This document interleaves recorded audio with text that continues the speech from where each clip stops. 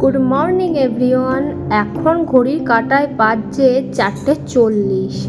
আমরা সবাই মিলে ঝটপট উঠে পড়েছি, উঠেই ঠাকুর দর্শন করে নিয়েছে। তোমাদেরও তাই ঠাকুরটা দর্শন করিয়ে দিলাম।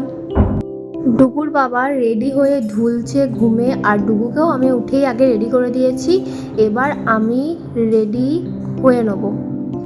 ওদিকে মাও রেডি হয়ে গেছে, আর লাগেজও দেখো সব কমপ্লিট করে রাতেই গুছিয়ে রেখে দিয়েছিলাম। এই লাল লাগেজটা মানে লাল ট্রলিটা আমাদের নয়, বাদ বাকি এই 3টে লাগেজ আমাদের। আর এদিকে পরি মানে আমার দাদার 2 মেয়ে ঘুমাচ্ছে এখন নাক ডেকে, আর আমরা রেডি হচ্ছি।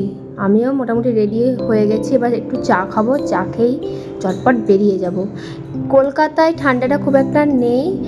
কালকে এসছিলাম যেদিন, সেই দিনটা একটু বেশি ঠান্ডা লাগছিল, কিন্তু আজকে সেরকম ঠান্ডা একদমই নেই। আমি ভাবছিলাম হয়তো ভোরের দিকে যাবো যখন ঠান্ডা লাগবে, কিন্তু ঠান্ডা খুব কমই আছে। তারপরে ওলাও চলে এসছে, দিয়ে আমরা 3-4 জন মিলে বেরিয়ে পড়লাম। ওলাতে করে আমরা যাব হাওড়া স্টেশন। ভোরের কলকাতা যে কি সুন্দর লাগছে কি বলবো তোমাকে, একদম ফাঁকা ফাঁকা, হালকা কুয়াশা, দেখো কি ভালো লাগছে। ডুগু বাড়ি থেকেই ঘুমিয়ে ঘুমিয়েই যাচ্ছে, মানে ও ওঠার আজকে কোনো সিন নেই, ঘুমিয়ে ঘুমিয়ে কোলে শুয়ে শুয়ে যাচ্ছে। বাইরের ওয়েদারটা দেখো একদম কুয়াশায় ভরা, কি সুন্দর লাগছে তাই না? হ্যাঁ, এবার বলি আমরা যাচ্ছিটা কোথায়। আমরা ডুগুকে নিয়ে যাচ্ছি প্রথমবার দীঘা।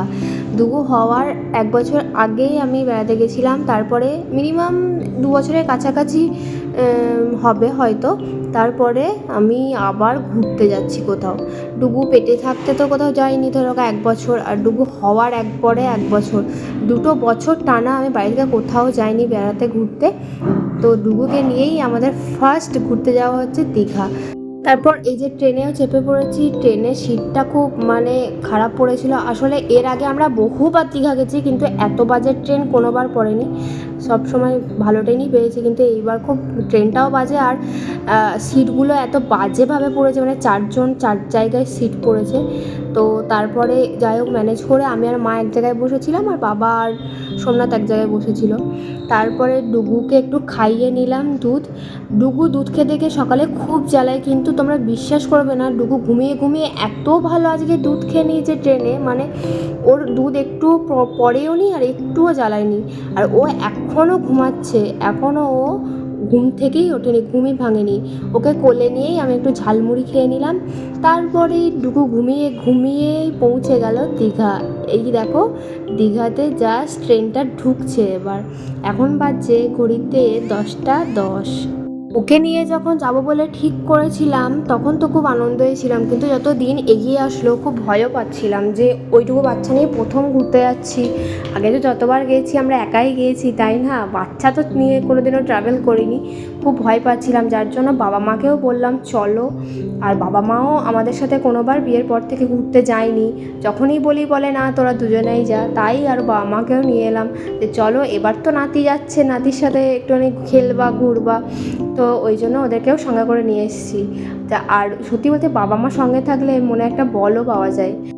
কিন্তু আমি যে ভয়টা পাচ্ছিলাম সেরকম কোনো অসুবিধাই আমার হয়নি, মানে না ওকে খাওয়াতে না ওর কোনো অসুবিধা, ও বেশ দিব্যি এসেছে, ওর টাইমে টাইমে খাওয়াগুলো সবই মেনটেন হয়েছে, কিন্তু কোনো অসুবিধাই আমি যতটা ভয় পাচ্ছিলাম সেই তুলনায় কোনো অসুবিধা হয়নি। তো তারপরেই আমরা পৌঁছে গেলাম দীঘা। দীঘাতে খুব একটা ঠান্ডা নেই, আমরা যখন নেমেছি বিশেষ করে সেই টাইমে খুব একটা ঠান্ডা ছিল না। এখন জানি না পরে কি হবে, পরেরটাও তোমাদের সাথে শেয়ার করব। এই দেখো এই মন্দিরটা কোন মন্দিরটা বলো তো? দীঘায় তোমরা সবাই শুনেছো একটা জগন্নাথ মন্দির তৈরি হচ্ছে, যেটা 2025 রথের সময় উদ্বোধন হবে। ওই মন্দিরটাই ওইটা, যেটা এখনও কমপ্লিট হয়নি, কাজ চলছে। তারপরে একটা লম্বা হাঁটা দিয়ে আমরা বেরোলাম স্টেশন থেকে। ডুগু কিন্তু এখনও ঘুমাচ্ছে, ও কিন্তু এখনও ঘুম থেকে ওঠেনি, মানে আজকে ওর কি হয়েছে জানি না, কি খেয়েছেও জানি না, মানে ওর এইরকম ঘুম আমি কোনোদিনও দেখিনি আসলে, মানে ঘুমই ভাঙছে না। এই দেখো টোটোতে চেপেছি তাও ও ঘুমাচ্ছে। আর দীঘাতে নেমে টোটো অটোর কি উৎপাত কি বলবো তোমায়, মানে সে এ হাত ধরে টানে ও হাত ধরে টানে, মানে এইরকম একটা মানুষকে মনে হয় 5 জন মিলে ছেঁকে ধরছে, এত টোটো অটোর উৎপাত। তো তারপর যাই হোক ফাইনালি টোটোতে চেপে আমরা চলে গেলাম আমাদের হোটেলে। হোটেলে এসে হোটেলের রুম টুম সব দেখে নিলাম, কিন্তু অবাক করার বিষয় কি জানো, আমি আর সোমনাথ বিয়ের পর প্রথম যখন এসেছিলাম এই রুমটাতেই, সেম 201 রুম, এই রুমটাতেই আমরা উঠেছিলাম। আর এইবারও আমাদের এই রুমটাই দিয়েছে, আর বাবা মায়ের জন্য সামনের রুমটা, মানে সামনাসামনি দুটো রুম আমরা পেয়েছি, একটা 204 আর একটা 201। আমার বরের এই হোটেলটা খুব ভালো লাগে, ও যখনই আসে আমাকে নিয়ে তখনই ও অন্য কোনো হোটেলে আমি বললে উঠতে যায় না, কি মানে কেমনই দেখেছি নানা রকম অজুহাত দেয়, ও এই হোটেলটাই বারবার ওঠে। তো এইবারও তাই এই হোটেলটা। তো আজকে দীঘা ট্রেনে আসার ভিডিওটা ছিল এই পর্যন্ত। আমরা দীঘা এসে কোন হোটেলে উঠেছিলাম সেটা আমি নেক্সট ভিডিওতে তোমাদের সাথে শেয়ার করব। টাটা।